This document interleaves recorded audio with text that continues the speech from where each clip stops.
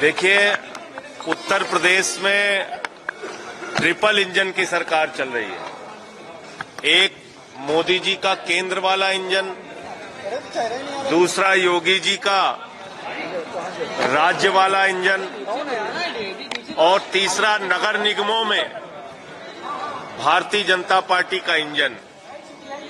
तो triple engine की सरकार उत्तर प्रदेश में चल रही है। हर मोर्चे पर यह सरकार फेल हुई है। अगर मैं मोदी जी की बात करूं तो 2 करोड़ नौकरियों के हिसाब से 18 करोड़ नौकरियां मिल जानी थी, नहीं मिली।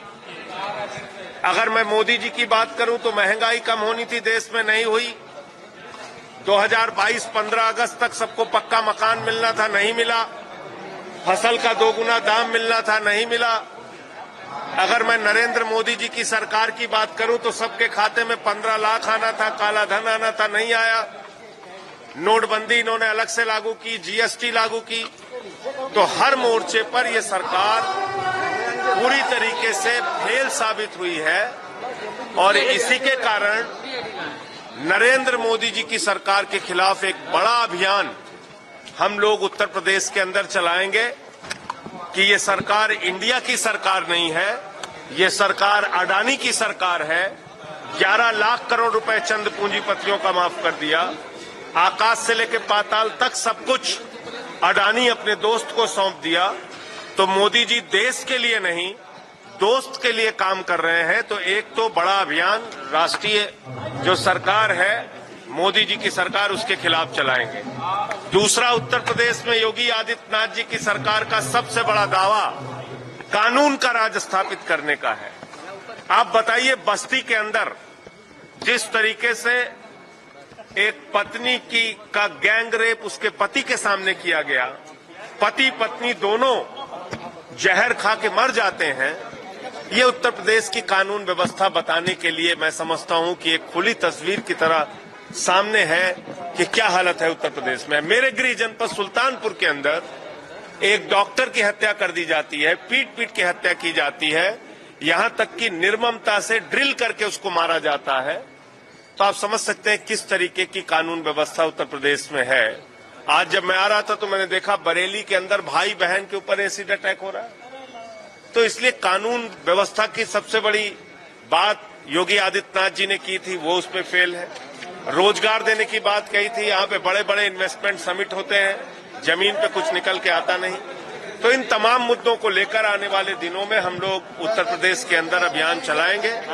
इंडिया गठबंधन उत्तर प्रदेश में मजबूती से चुनाव लड़ेगा और भारतीय जनता पार्टी को, एनडीए को हटाना हमारा मकसद है, क्योंकि जो एनडीए है उसका मतलब है न्यू डीलर ऑफ अडानी।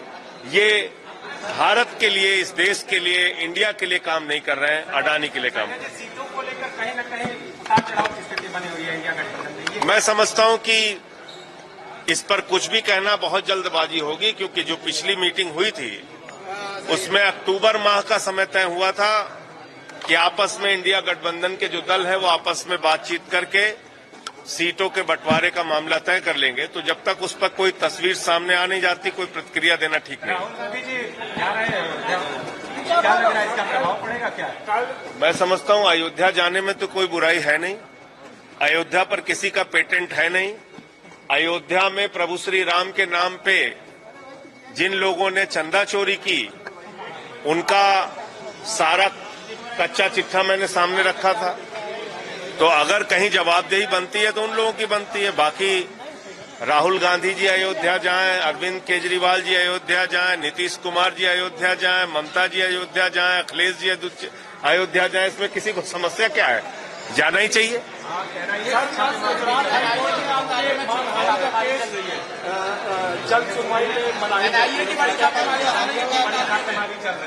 देखिए, पहले इनकी बात का जवाब दे दूं।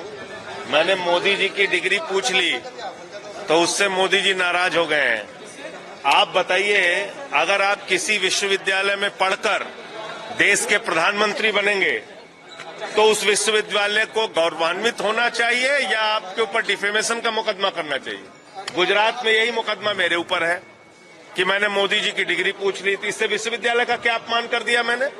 विश्वविद्यालय को तो खुशी खुशी कहना चाहिए था कि हाँ हमारे यहां से मोदी जी पढ़े हैं, ये उनकी डिग्री है।